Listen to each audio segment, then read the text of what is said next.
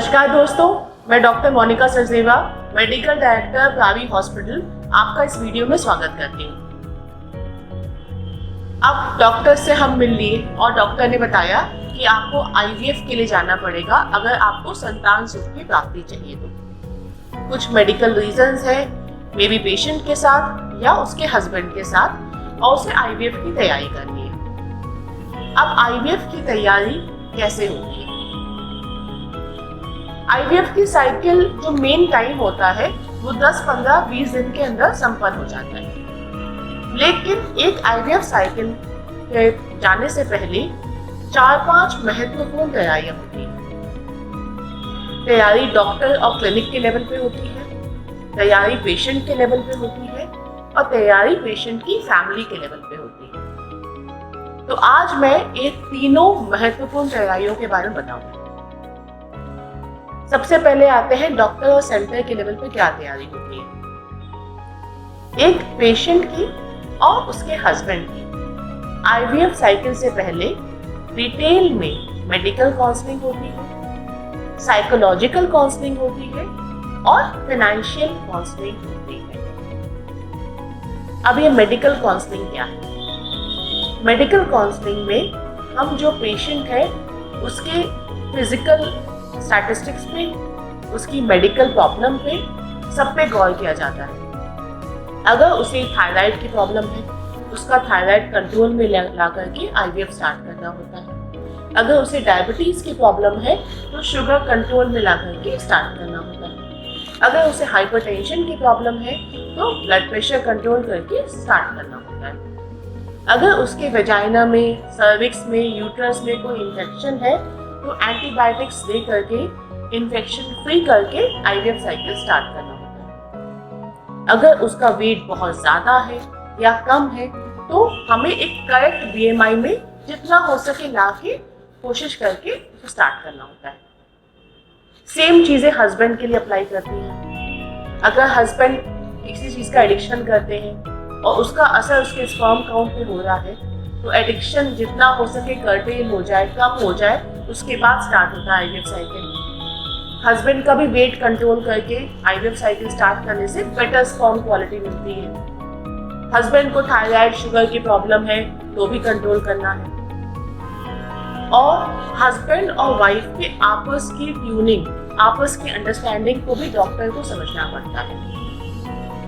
ये भी आता है साइकोलॉजिकल काउंसलिंग केस में। साइकोलॉजिकल काउंसलिंग बहुत ज्यादा जरूरी है क्योंकि IVF कितना ही अच्छे से कर लिया जाए, 100% IVF में सक्सेस मिलने के चांसेस की गारंटी कोई भी डॉक्टर नहीं दे सकता। तो जब पेशेंट को ये डर होता है फेलियर का, उसे डर होता है इंजेक्शंस का, उसे डर होता है ओवम पिकअप का, एम्ब्रियो ट्रांसफर का, तो साइकोलॉजिकल काउंसलिंग उसे बहुत हेल्प करती है। वो प्रेशर में होती है, फैमिली को नहीं बताना है, बताना है, सोसाइटी को नहीं पता चलना चाहिए, पता चलना चाहिए। बिल्कुल कंफ्यूज स्टेट में फीमेल होती है और कई बार हस्बैंड वाइफ में ट्यूनिंग गड़बड़ हुई होती है। तो साइकोलॉजिकल काउंसलिंग का बहुत ज्यादा इंपॉर्टेंट रोल होता है।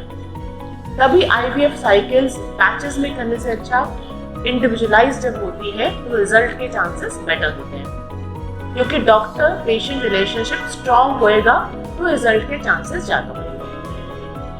अब थर्ड आता है बहुत important, financial counselling. Financial word आते ही सबको लगता है कि ऐसा क्या खर्चा होने वाला है। खर्चा जो है, खर्चा क्यों हो रहा है, जब ये पेशेंट को समझ में आता है कि हाँ IVF के इंजेक्शन ही महंगे आते हैं, IVF में एक एक सामान, एक एक मीडिया जो लगता है वो भी महंगा आता है।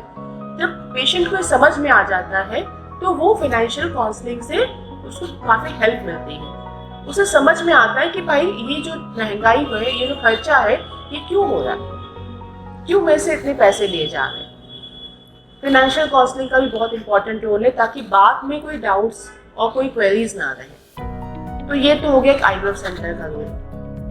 अब आता है पेशेंट।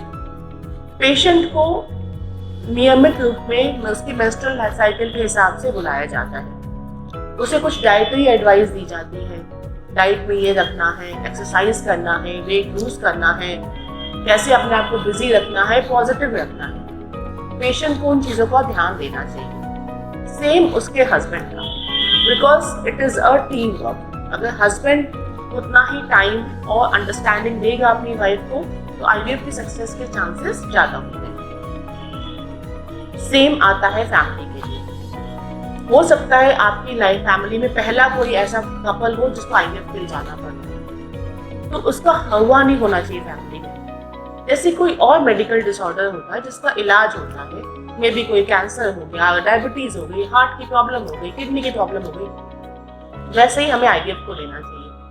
अब पूरी फैमिली का सपोर्ट रहेगा, पूरी फैमिली की टेंडर लविंग केयर रहेगी, तो डेफिनेटली IVF सक्सेस के चांसेस बढ़ जाते हैं। एक और महत्वपूर्ण चीज होती है कि कई बार पेशेंट को हम बोलते हैं IVF साइकिल से पहले कि आपको लैप्रोस्कोपी करानी पड़ेगी, आपको हिस्टोस्कोपी करानी पड़ेगी। कई बार फर्स्ट विजिट में नहीं बोलते, may be second visit, third visit या फोर्थ विजिट में बोलते हैं कि हमें ये प्रॉब्लम दिख रही है, काइंडली लैप्रोस्कोपी या हिस्टोस्कोपी करवा लीजिए, उसके बाद IVF के लिए जाइए। तो उसमें भी हैरान होने का नहीं है। डॉक्टर की पूरी कोशिश होती है कि वो बच्चेदानी को और उसके आसपास के माहौल को बिल्कुल सेट कर दे, फिर IVF साइकिल के लिए आगे बढ़े। क्योंकि अगर एक अच्छी बच्चेदानी है तो रिजल्ट के चांसेस काफी अच्छे हो जाते हैं। तो IVF साइकिल मैं पेशेंट से मजाक में कहती हूँ, एक तरह का मेडिकल या इंजीनियरिंग एंट्रेंस की तैयारी होती है।